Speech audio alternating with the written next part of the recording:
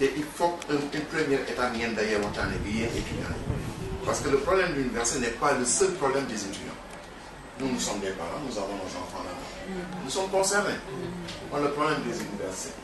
Vous l'avez dit quand vous avez dit mais ce que vous avez dit, c'est que vous avez dit en tant qu'étudiant, bien parler des enseignants. Nous, en tant qu'étudiant, nous avons dit. L'on a pris il faut que vous ayez vous avez déjà identifié les bugs pour nekk ben. Par exemple, ni nek DS nek fi yépp man je trouve que vous devez vous battre pour l'unité du mouvement étudiant. Il y a quelque chose malheureux bon, il y a le wàcc ne nottu mais mën ngeen jaar si nottu boobu ba li leen defe woon dem ngeen dem ba réaliser ko. En tout cas man ce que je vous demande ngeen fexe ba vous battez. Vous essayez d'avoir un pôle qui vous permettra d'être seul. Si vous avez des ba am benn sort, la deuxième chose, quels sont vos rapports avec les autres collectifs? C'est-à-dire, parce que moi je vois tous les jours des étudiants qui parlent au nom de tout le monde. J'ai vu l'autre jour Cheikh Diam Cissé. Il est resté pendant 2 heures. Est-ce que vous avez des rapports avec nous? De Kawokolo. Wow. C'est Kawokolo. Kawokolo. À mon avis, jusqu'à présent, même si on n'a pas décidé de formaliser cela, mais c'est le même coup. Sauf que Kouti n'est que des positionnements. C'est ça qui pose problème. Kawokolo, je le convoque, tout le monde, tout de suite il vient.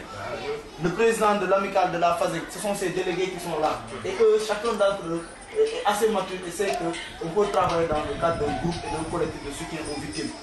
Parce que l'université de Saint-Louis, elle est représentée. Son président m'a dit pourquoi il ne pouvait pas venir, c'est parce qu'il a un empêchement. Mais on s'est entendu ce matin, c'est pour cela que quelqu'un d'entre eux est là. Mais quand même, ce qui pose problème, c'est que même si on appelait à une formalisation, chacun va vouloir diriger. C'est pour cela que moi je le dis. On se regroupe, on ne cherche pas tout de suite un dirigeant, mais on fasse des actions d'abord. Et ensuite, on va se légitimer par rapport à ces actions-là.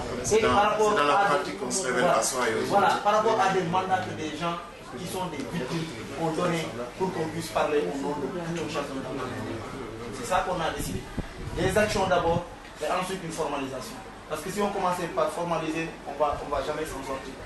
Moi tu sais, les problèmes que vous avez, ce ne sont pas des problèmes faciles. Les problèmes d'université, les problèmes de réforme. Je disais avant-hier que la France, la Sorbonne est en 35e position par rapport aux meilleures universités du monde. C'est Harvard et MIT, les Américains, qui sont dans la première position. Même la France, pays développé, pour voir les dépenses pour l'enseignement, maintenant, il est 35e position dans le monde. Anglo-saxons, ils ont occupé les premières positions. Donc, moi, que le problème des réformes de l'université ne peut pas se faire sans les étudiants. Mais il faut que les étudiants fassent une participation informée. Si nous ne pas tôt, nous discuter avec l'université, il faut que nous sachions ce qu'on a là. D'autres se gâteau à l'eau. Parce que je vous ai dit que j'ai assisté en 1998 à un séminaire international au nom de la Banque islamique sur le financement de l'enseignement supérieur. Mais ici, j'ai toute une série de livres par la Banque mondiale. Faire de l'enseignement supérieur le moteur du développement en Afrique subsaharienne. Affaire PSA, développement. Si nous réglons le problème enseignement supérieur mondial, c'est essentiel. Bien du moins, le financement de l'enseignement supérieur en Afrique. Ce sont des gens, des experts. Étudier, c'est une question tellement complète. Ça, c'est la Banque mondiale et ses experts. Le point de vue exprimé ici n'est pas le point de vue de la Banque mondiale. C'est le point de vue des experts. Mais c'est elle qui finance les études. Donc, ce n'est pas des questions faciles. Mais le défi d'établir des universités de rang mondial.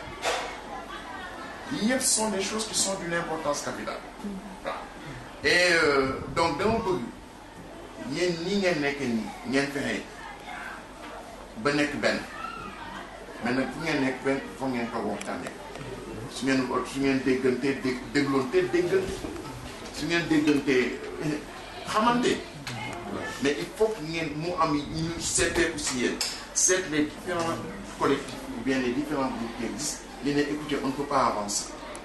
Parce que les problèmes sont complexes. Tout n'est que pays dit son propre angle, alors que ce sont des problèmes de notre ami, l'avenir de ce pays dépend des problèmes d'enseignement supérieur. L'enseignement supérieur devient de plus en plus compliqué. Donc il faut qu'il y ait un il faut qu'il y ait un ben courriel bon xam ne. Deuxièmement, discuter avec l'université. Il y a les enseignants. Il faut qu'il y ait un il y a le personnel qui travaille là-bas. Il faut qu'il y ait un il y a les parents d'élèves. Vous ne pouvez pas les exclure. L'université ne peut être intéressée. Il y a les différents partis politiques qui ont le représentant là-bas. Il faut qu'il y ait un mais immédiatement, c'est le paiement des bourses. Il faut faire une enquête pour situer les responsabilités par rapport au décès, à l'assassinat, je dirais bientôt, de M. Frey. Il faut faire des enquêtes pour savoir pourquoi ils sont rentrés, ils ont blessé des gens. Et quelle carte de garantie ils vont donner pour compenser les gens qui sont blessés. Ça, il faut absolument le faire. Maintenant, il y a un point sur lequel je me permettrai I beg to differ, comme disent les Anglais. Sur lequel je trouve que c'est une revendication maximaliste. Demandez tout de suite la démission du ministre de l'Intérieur et du ministre de l'Enseignement supérieur. Moi, je ne défends pas le ministre de l'Intérieur. Parce que le ministre de l'Intérieur, dans la télévision, il y a comme un lunex. Il y a quelque temps, lorsque parce que maintenant, il y a une ville, mais si je me dis que c'est le galop, dans les galons. Mais moi, l'agence de sous-proximité, c'est pas bon.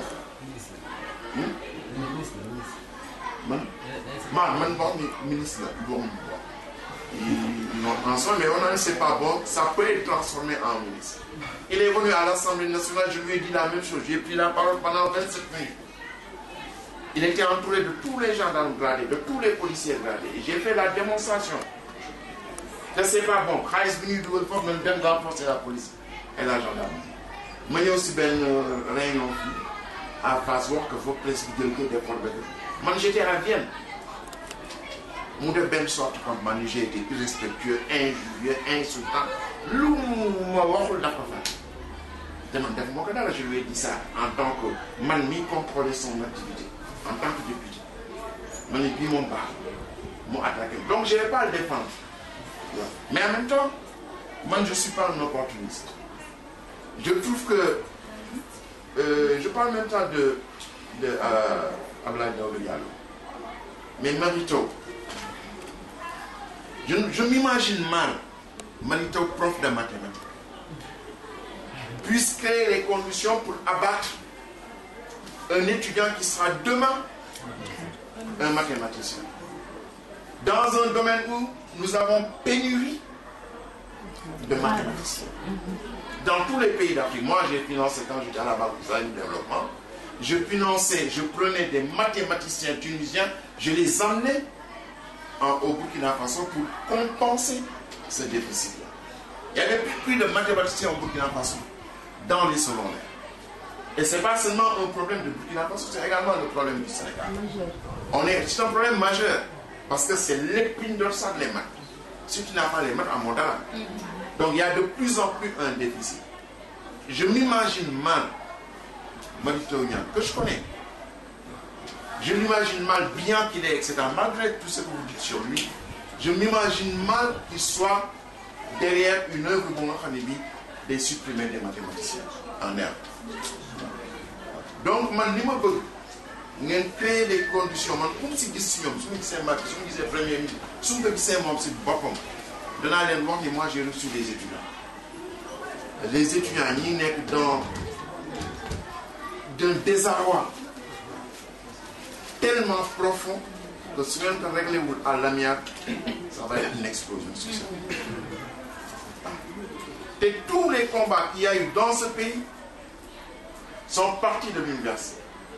Nous avions mené le combat à l'université en 68, mais en 68, il n'y avait aucun parti politique. Tous les partis étaient interdits, étaient dans la clandestinité. Il n'y avait que le mouvement d'étudiants qui avait une existence légale qui lui permettait de déployer ses activités à tous les lieux.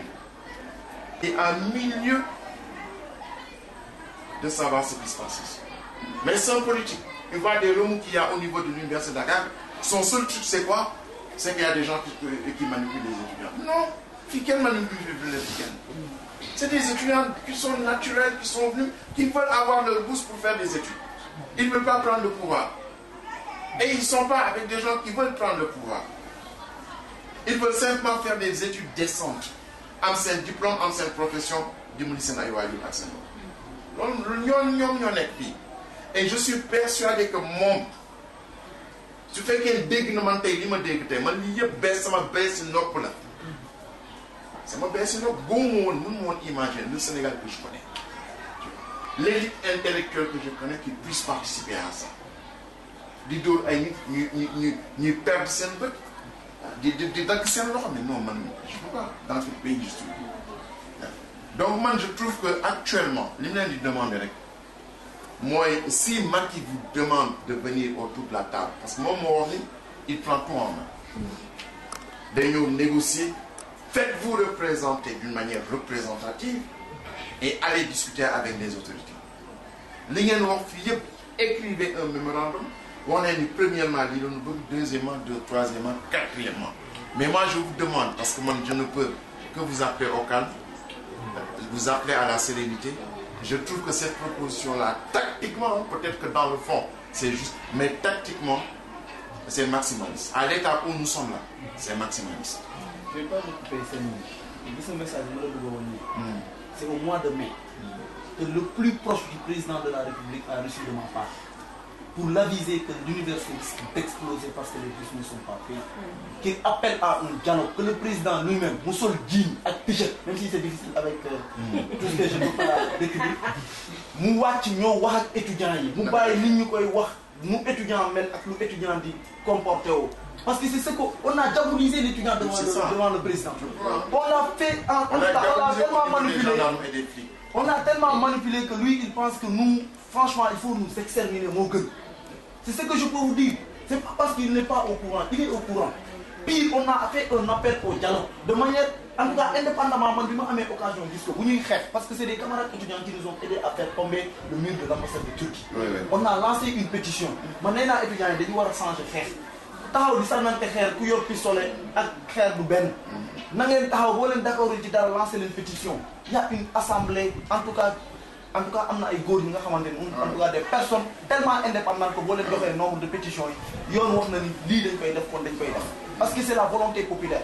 Donc bu ñu ñëwee ba ci loolu ci mois de mai dañ leen bind ne leen le président wàcc sur le terrain wax ak étudiants yi régler un certain nombre de problèmes. Ñun au contraire ñun ñoo yaakaar ne c'est eux qui sont tapis dans l'ombre et qui font en sorte qu'on s'entretue. Parce que moi je ne peux pas comprendre de manière progressive comment on a éliminé pour chaque faculté amicalement d'abord.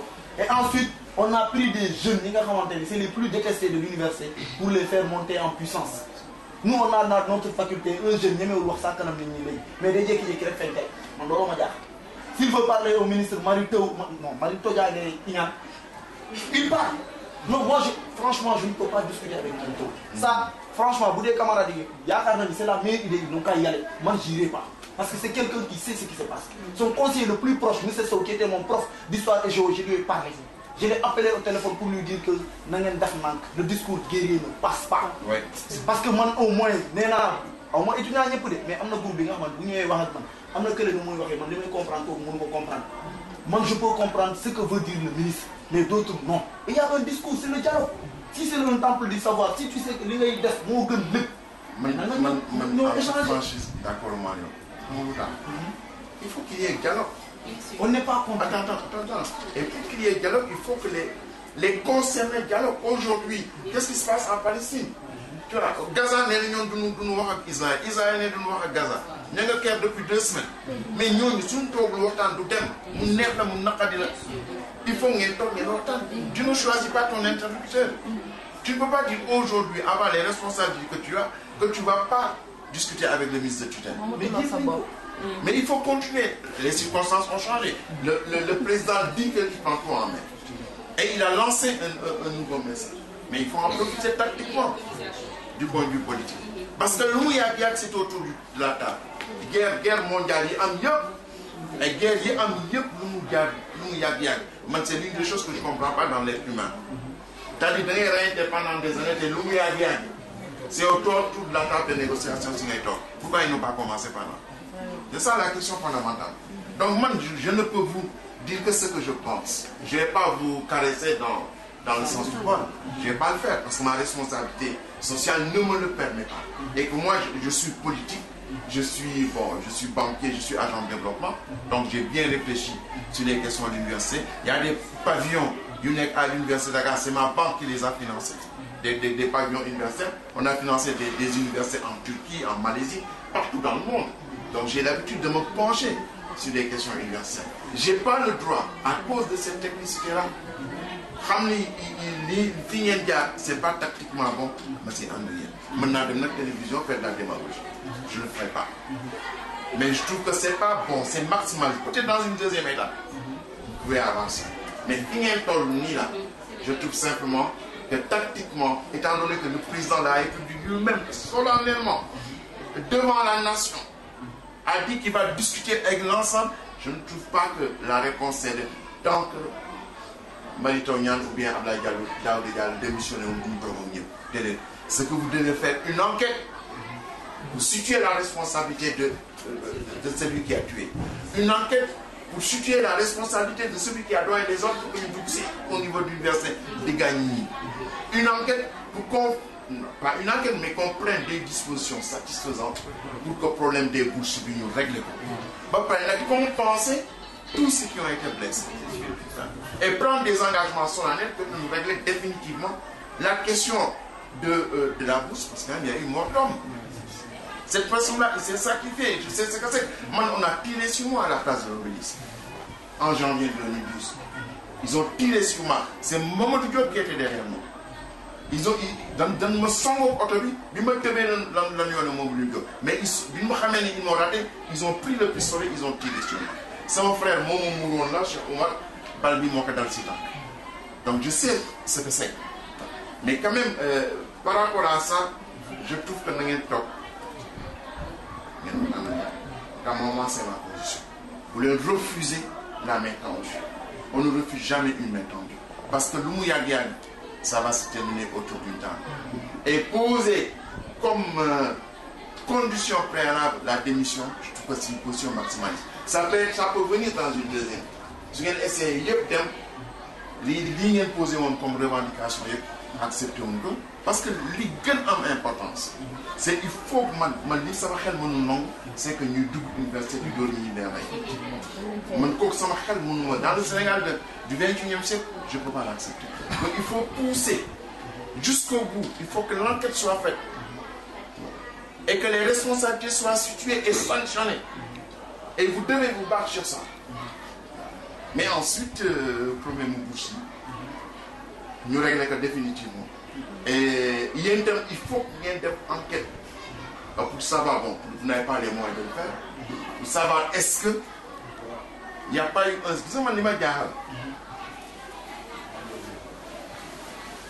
Il faut se mettre à la place de l'homme d'État. L'homme d'État, il a l'opposition. Ablaïwad qui quitte pendant 2 ans, le premier discours qu'il fait, il dit que les gens non, mais il s'adresse directement au milieu étudiant. Etc.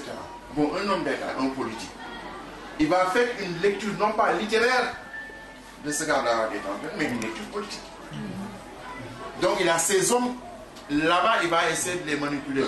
C'est ça. C'est une vue de l'esprit qui est extrêmement courte. Mais on ne peut pas l'empêcher de la part d'un politicien. C'est à vous de voir, comme vous l'avez fait aujourd'hui, que vous êtes loin de tout ça, de toute manipulation, y compris d'une manipulation de Seigneur Soutibémine, et que vous êtes venu ici en toute honnêteté et en toute sincérité pour exprimer des revendications auxquelles vous avez pleinement droit.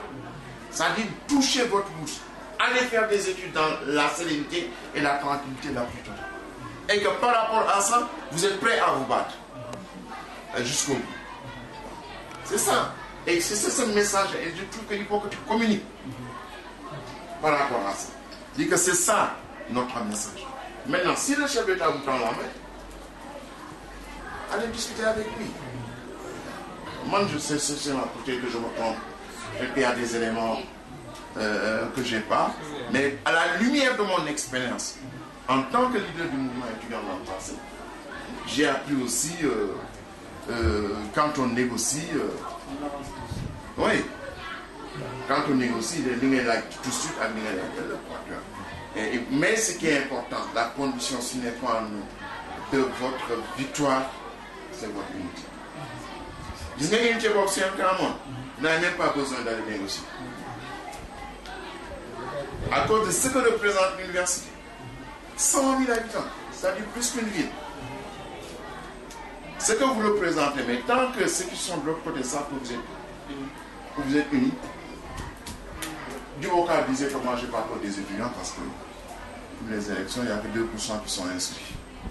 Il a dit, quand il était mis en intérêt, que je n'ai pas peur des étudiants, ils ne votent pas.